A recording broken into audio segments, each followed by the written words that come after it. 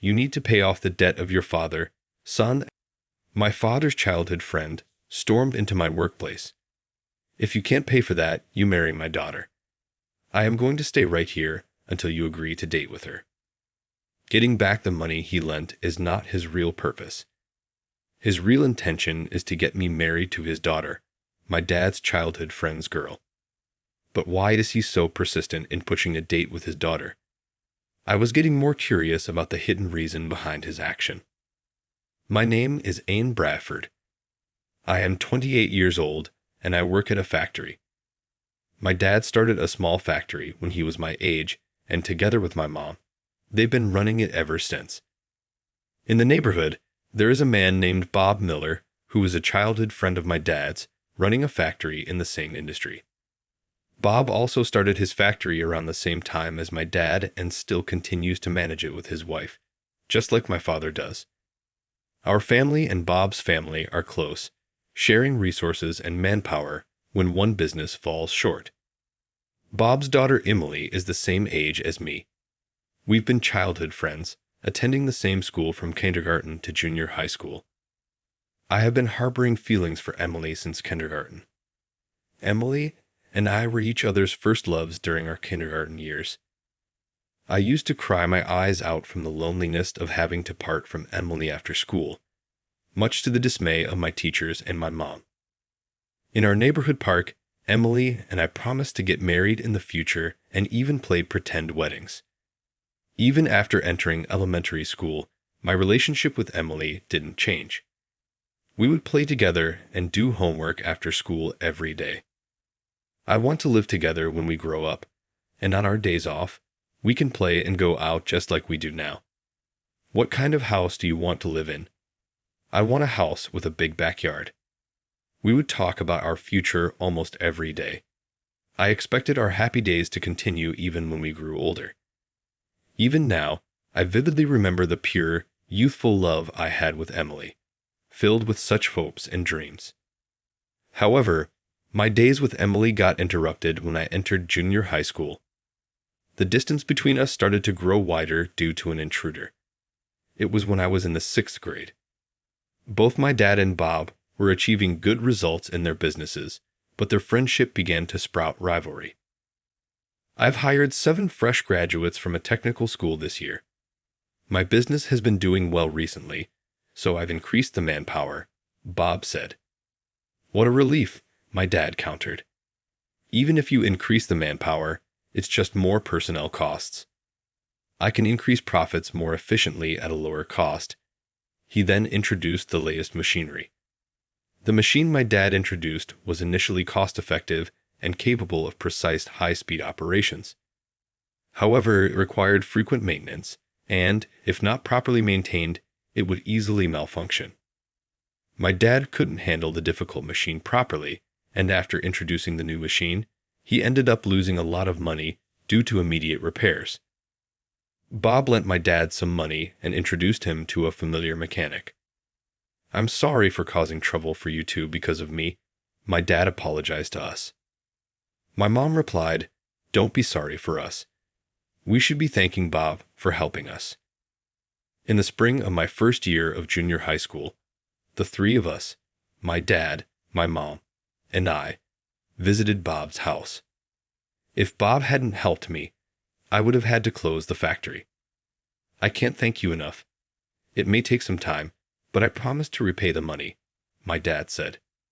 Following my dad, my mom and I also bowed our heads to Bob. Then Bob laughed. We're childhood friends, aren't we? It makes me feel uncomfortable when you're so formal and thanking me like that.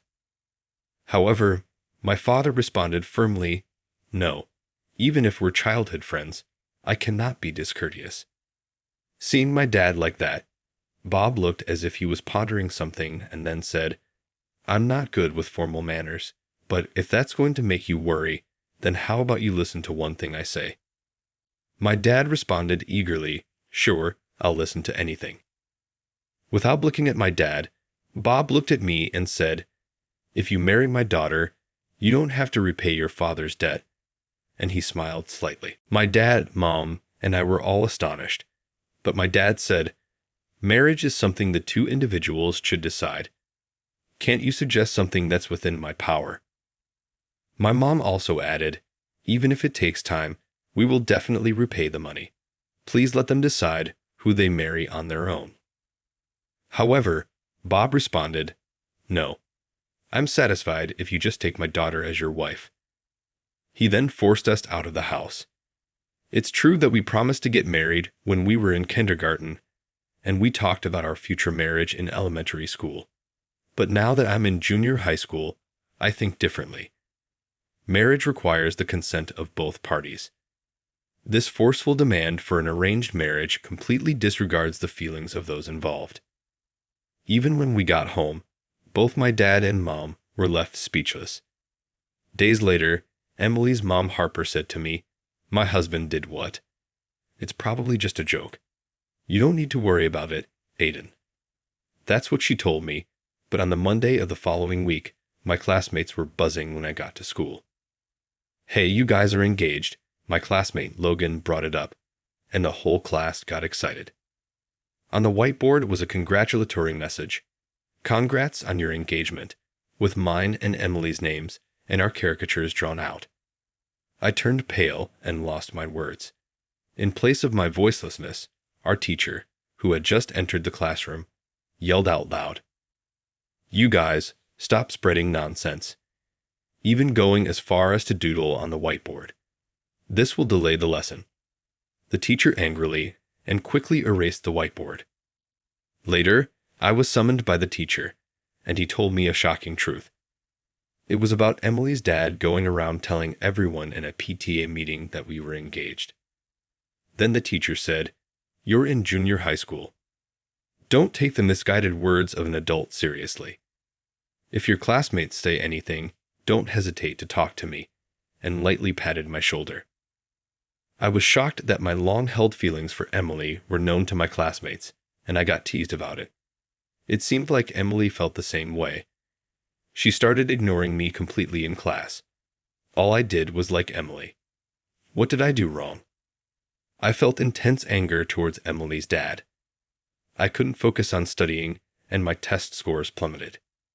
Even if by coincidence Emily and I arrived at school around the same time, Logan and the others would tease us like, "What a lovely couple starting the day off hot and heavy."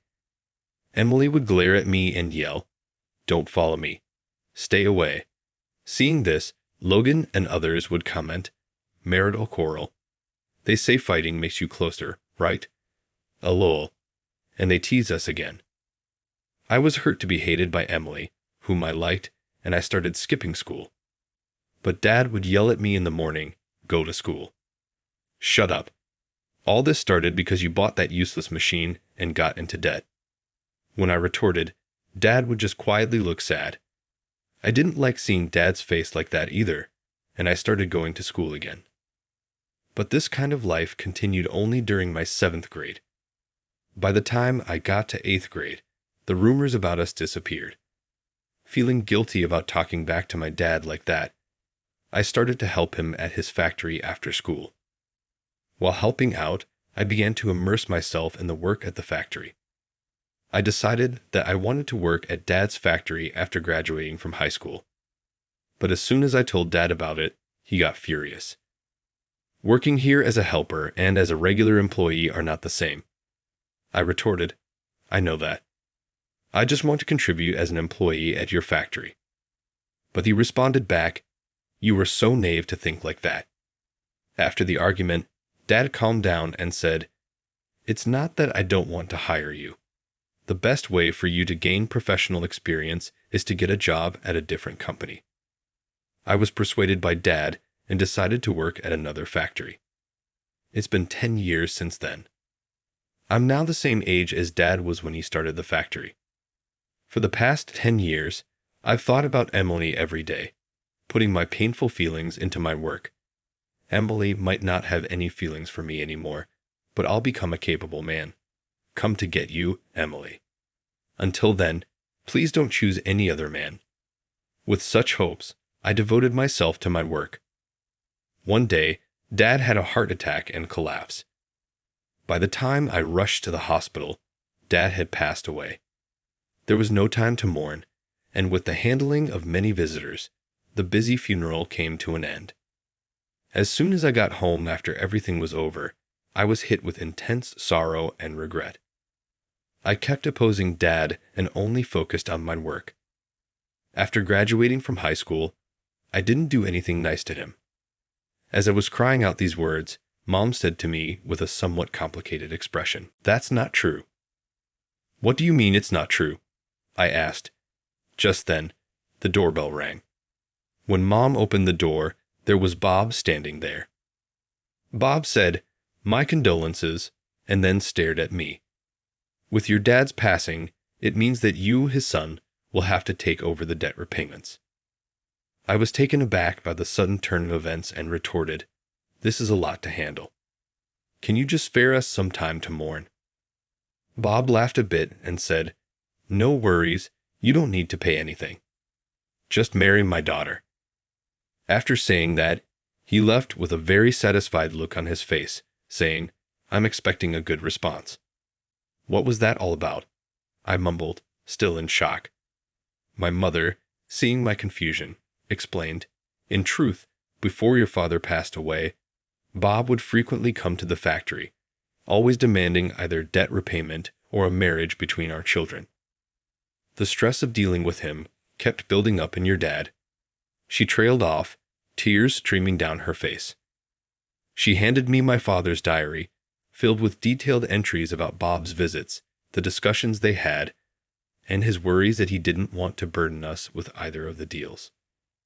After my father's death, I began to understand the hardships he had been through. Every single day, Bob would show up at our house or my workplace, yelling, "If you can't repay, at least have a meeting with my daughter." I couldn't handle this.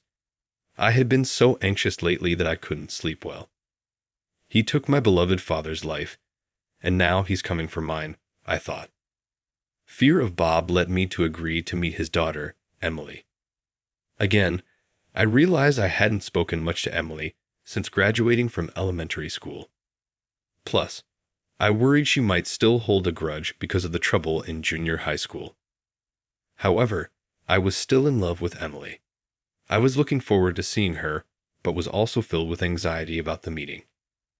At the meeting, Emily said, "Hello, good to see you again," in a strangely distant manner. She must dislike me for real, I thought to myself, and I lost my words as our parents chatted amongst themselves. The meeting continued in silence. "Well then, why don't you two talk things over?" At the words of Harper, the moment my mother and Emily's parents left the room, Emily's face, which had been dispirited until now, suddenly brightened up. "I'm sorry about my dad. He can be quite pushy. There's something I want to discuss with you," she said, passing me a note with her phone number on it. As I was about to respond, Bob opened the door and walked in. "You two have always been close. There's no need to discuss anything now. So, what are you going to do?" he asked. It had only been a minute since we'd been alone. I felt a great sense of regret for the lost opportunity to talk with Emily. However, I now had Emily's contact information. I told Bob, "We'll decide what to do ourselves and report back to you later," and then I left the room. After the meeting, Emily and I talked on the phone almost every day. "I've always cared about you, Aiden, but in middle school, our classmates made fun of us, so I could only act cold towards you," she confessed. We were torn apart in junior high school because of Bob's meddling. However, our feelings for each other haven't changed. That would be the same no matter how many years or even decades pass. "I've always thought of you two, Emily, but I've been worried you hated me because of what happened back then," I said. "I never hated you. I've thought about you every day," Emily replied, sobbing on the other end of the line. "Same here. You were in my thoughts and prayers for the last 10 years," I admitted, tears welling up in my own eyes. As we confessed our feelings for each other after 10 years, my heart filled with feelings for Emily. A question suddenly came to mind. Why has Bob been so forceful about us getting together? The answer to my question came quickly in my conversations with Emily. Apparently, Bob had been eyeing my father's factory's state-of-the-art machinery. My father's factory had been in financial trouble and had debts, but it was equipped with all the machines Bob had ever wanted but couldn't afford. My father was a skilled craftsman, but was not adept at machines. Bob would look at the unused machinery in my father's factory and would say, "What a waste. If it were me, I'd make full use of them," and had set his eyes on them for a while. His plan was to take me in as Emily's husband, make me work for free, and take over the factory and the machinery. Plus, he was aiming to receive my father's inheritance. All of Bob's scheming was documented in the materials Emily showed me. So, even with a little debt, if you get your hands on that machinery, you could make a profit many times over. I read a part of the materials out loud, stunned.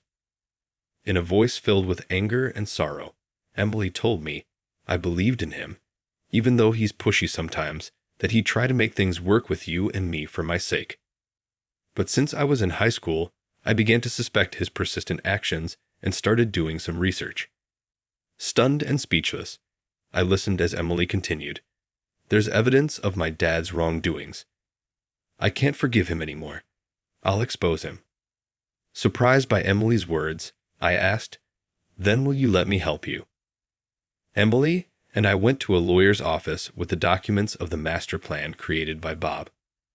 I knew you were stubborn and twisted, but I didn't think it was this bad. I can't be with you anymore, Bob, I said. Bob, informed about the divorce by his wife, stormed into my office.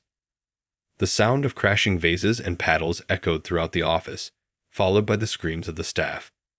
Following Bob's arrest by the police for property damage, his factory workers reported to the labor board how Bob harassed them to work overtime unauthorized.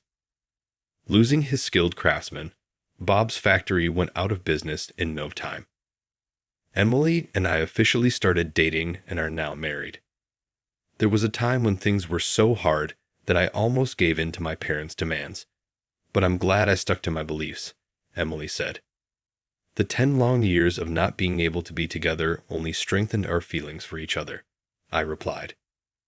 After our marriage, we continued to share our thoughts and feelings with each other. After getting married, I quit my job at the factory and took over my father's. Emily started working as a secretary in my factory.